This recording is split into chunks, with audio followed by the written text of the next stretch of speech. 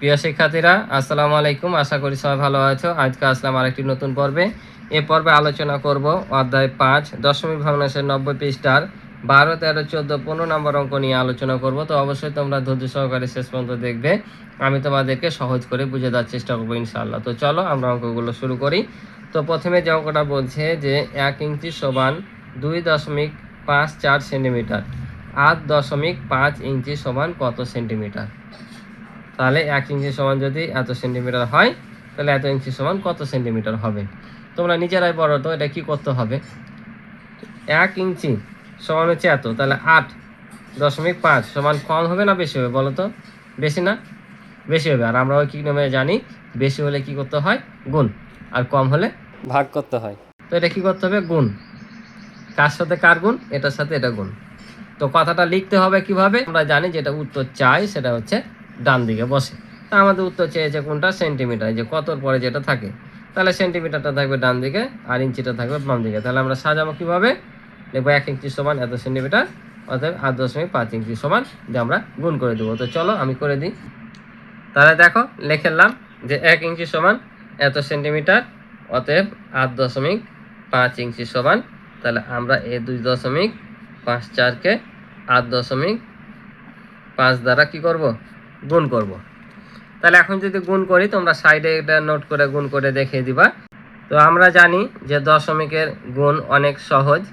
এই দশমিকটাকে ভাববো যে দশমিক এখানে নাই, নর্মালি আমরা যেভাবে গুণ করি সেভাবে গুণ করব, তারপর গুণফলের ওখানে দশমিক বসাবো। তো গুণ করি প্রথমে 4 5 20, হাতে থাকে 2, 5 5 25, আর 2 হচ্ছে 27, 27 7, হাতে থাকে 2, 5 2 10, আর 2 হয় 12। এই যে এক ঘর আগিয়েছি, তাই এখানে একটা শূন্য নিব। আবার হচ্ছে 4 8 32, 2, হাতে থাকে হচ্ছে 3, 5 8 40, আর 3 43, হাতে থাকে 4, আর 2 16, আর 4 হচ্ছে 20। তাহলে এখন যদি আমরা যোগ করি, তাহলে 0, 7 2 9, 3 2 5, এখানে 1 আর 2। এই যে গুণফল পাইলাম। এখন এখানে আমরা দশমিক বসাবো। তো কত অঙ্ক আগে দশমিক আছে সেটা আমরা দেখব। যত অঙ্ক আগে দশমিক থাকবে তত অঙ্ক আগে বসিয়ে দেবো। এখানে কয় অঙ্ক আছে? এখানে আছে 2টা, এখানে আছে কত?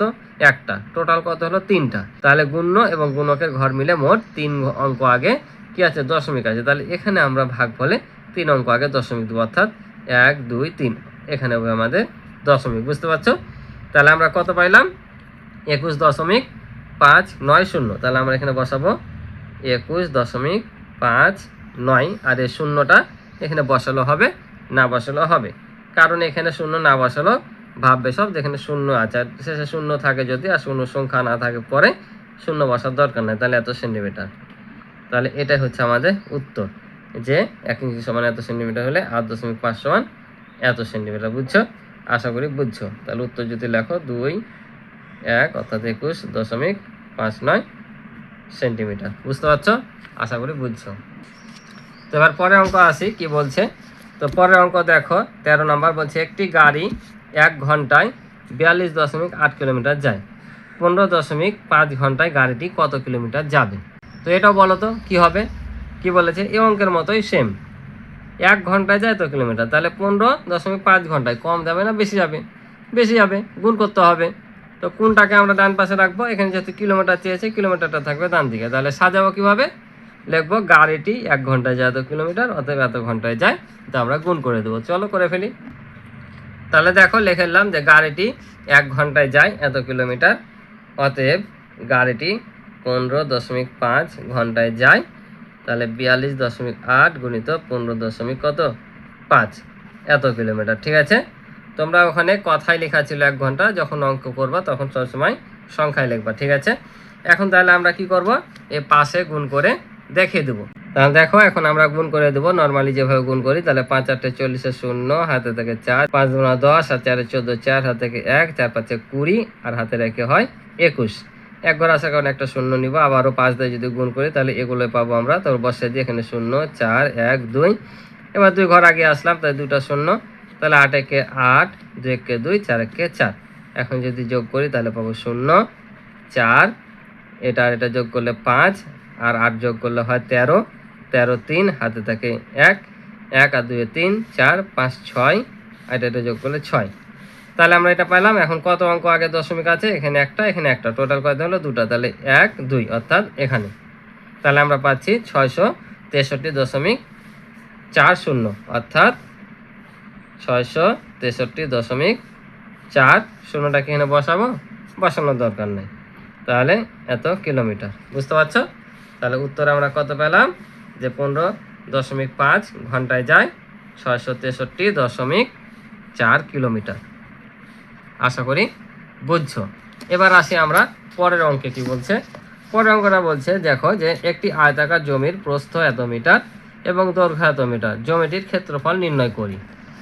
ক্ষেত্রফল চেয়েছে। আমরা নর্মালি জানি যে যখন আয়তাকার ক্ষেত্রফল আমরা বের করি তখন কি লিখি সূত্রটা, দৈর্ঘ্য গুণিত প্রস্থ। অর্থাৎ আমরা এই দৈর্ঘ্য প্রস্থ যদি গুণ করি তাহলে পেয়ে যাব। তো কিভাবে করতে হবে আমি একটু সাহায্য করে দিই, চলো। তাহলে দেখো আমরা এখানে একটু লিখে নিলাম যে দেওয়া আছে আয়তাকার জমির প্রস্থ এত মিটার এবং দৈর্ঘ্য এত মিটার। অর্থাৎ যেটা দেওয়া আছে এটা উঠে নিলাম, এটা না উঠালেও পারবা, তবে উঠে করলে ভালো, অঙ্কটা দেখতে ভালো লাগে। তো তাহলে আমরা উঠে নিলাম যে দেওয়া আছে আয়তাকার জমির প্রস্থ এত মিটার এবং দৈর্ঘ্য এত মিটার। তাহলে এখন কি লিখবো, যে আয়তাকার জমির ক্ষেত্রফল। তাহলে লিখলাম আয়তাকার জমির ক্ষেত্রফল, ক্ষেত্রফল সমান কি, দৈর্ঘ্য গুণ হচ্ছে প্রস্থ। ঠিক আছে, এটা হচ্ছে আয়তাকার ক্ষেত্রের ক্ষেত্রফল। তো জমিটা যেহেতু আয়তাকার, তাই আয়তাকার জমির ক্ষেত্রফল সমান কি, দৈর্ঘ্য গুণ প্রস্থ। এখানে কিছু লিখলে হবে, আর এখানে লিখলে বর্গ একক লিখতে পারো, কারণ এখন আমরা কোন একক সেটা দিইনি। ঠিক আছে, তো এখানে দৈর্ঘ্য হচ্ছে কত, দৈর্ঘ্য হচ্ছে এটা, অর্থাৎ 12.8 গুণ হচ্ছে 4.75। ঠিক আছে, এটা হবে বর্গ মিটার, কারণ ক্ষেত্রফল সর্বদা কি হয়, বর্গ হয়। ঠিক আছে, তাহলে আমরা এটা এখানে গুণ করে দেখিয়ে দেব।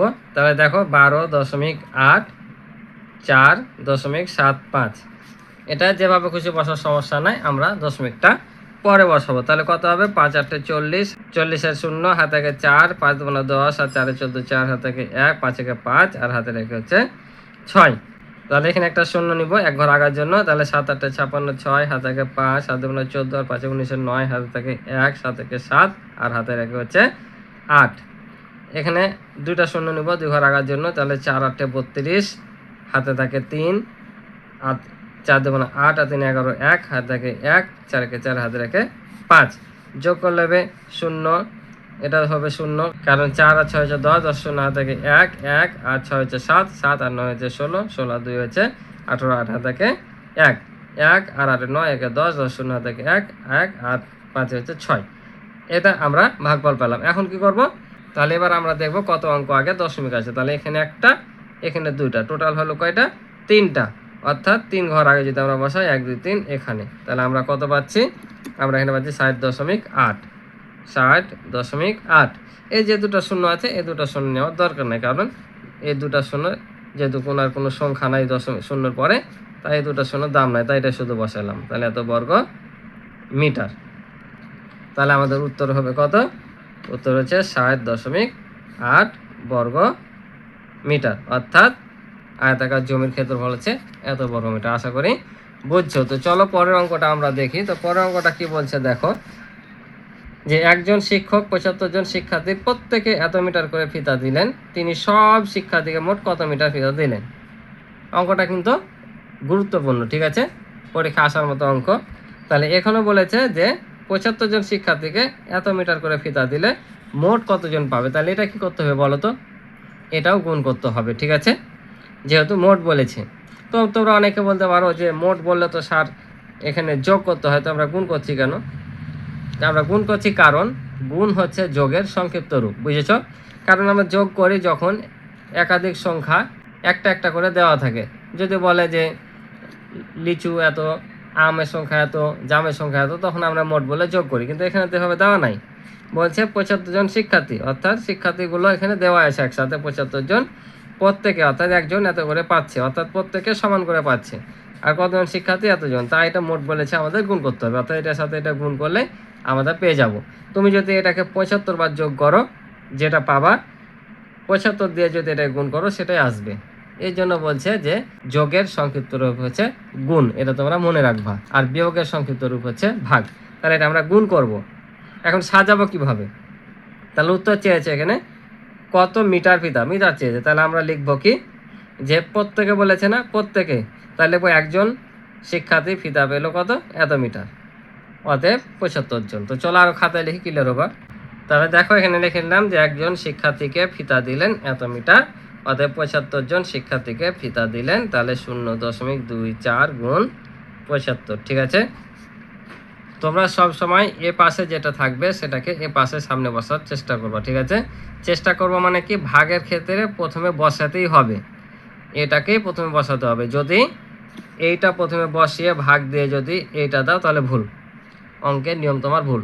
তাই ভাগের ক্ষেত্রে সব সময় এ পাশেটা এ পাশে দিবা, ভাগ দিয়ে তখন এ পাশেটা দিবা। ঠিক আছে, আর গুণের ক্ষেত্রে উল্টাপাল্টা হলেও কোনো সমস্যা নাই, এদিকে দিবা তারপরে উল্টাপাল্টা হলে সমস্যা নাই, কিন্তু ভাগের ক্ষেত্রে সমস্যা, বুঝতে পারছো? কারণ এটা তখন ভাজ্য হয়ে যাবে আর এটা ভাজক হয়ে যাবে। তাহলে এখন আমরা কি করব, গুণ করব। তো চলো আমরা গুণটা করে ফেলি, তোমরা এখানেই গুণ করে সব দেখিয়ে দিবা নোট করে। ঠিক আছে, তাহলে গুণ যদি করি তাহলে 4 5 20, হাতে থাকে কত 2, 5 2 10, আর 2 হচ্ছে 12, তাহলে 12 বসে দিলাম। এই শূন্য দিয়ে গুণ করলে তো শূন্য হবে, গুণ করার দরকার নাই। তাহলে একটা শূন্য নেবে এক ঘর আগে আসার জন্য, তাহলে 4 7 28 8, হাতে থাকে 2, 7 2 14, আর 2 হচ্ছে 16, যোগ করলে 0 10, 2 আর 8 10 0, হাতে থাকে 1 1 আর 1 2, আর 6 হচ্ছে 8, এখানে 1। তাহলে কত অঙ্ক আগে দশমিক আছে, 2 অঙ্ক, তাহলে 2 অঙ্ক দিলে এখানে পাচ্ছি আমরা, অর্থাৎ 18 পাচ্ছি। তাহলে 18 মিটার। তাহলে প্রত্যেককে কত মিটার করে ফিতা দিচ্ছে, 18 মিটার করে, তাহলে উত্তর হচ্ছে 18 মিটার। বুঝলা? তাহলে প্রত্যেক শিক্ষার্থী মানে একজন শিক্ষার্থীকে যদি এত মিটার করে ফিতা দেয়, তাহলে 75 জন শিক্ষার্থীকে মোট কত মিটার ফিতা দেওয়া হয়েছে, 18 মিটার দেওয়া হয়েছে। এটা হচ্ছে উত্তর, আশা করি তোমরা বুঝছো। তো আজকে এ পর্যন্ত ছিল এ পর্বের অঙ্ক, আশা করি তোমরা সব অঙ্কগুলো বুঝেছো। তো ক্লাসটি ভালো লাগলে অবশ্যই চ্যানেলটি সাবস্ক্রাইব করে আমার পাশে থাকবে, এবং ভিডিও ভালো লাগলে একটি লাইক করে দিবে। আর ইতিপূর্বে যারা চ্যানেলটি সাবস্ক্রাইব করে রয়েছে তাদেরকে অসংখ্য ধন্যবাদ। আমার এই অধ্যায়ের সম্পূর্ণ ভিডিও যদি দেখতে চাও, অর্থাৎ পূর্বের ভিডিওগুলো, তাহলে এই ভিডিও ডিসক্রিপশানে আমার প্লে লিস্টের লিঙ্ক দেওয়া থাকবে, সেখানে দেখে নিতে পারো, অথবা আমার চ্যানেলে সরাসরি গিয়েও তোমরা প্লে লিস্টের মাধ্যমে একসাথে সম্পূর্ণ অধ্যায়ের ভিডিও তোমরা দেখতে পারো। আর ইতিপূর্বে যারা চ্যানেলটি সাবস্ক্রাইব রয়েছে তাদেরকে অসংখ্য ধন্যবাদ। তো দেখা হবে পরবর্তী নতুন ভাবে, আজকে এ পর্যন্ত, আল্লাহ হাফেজ।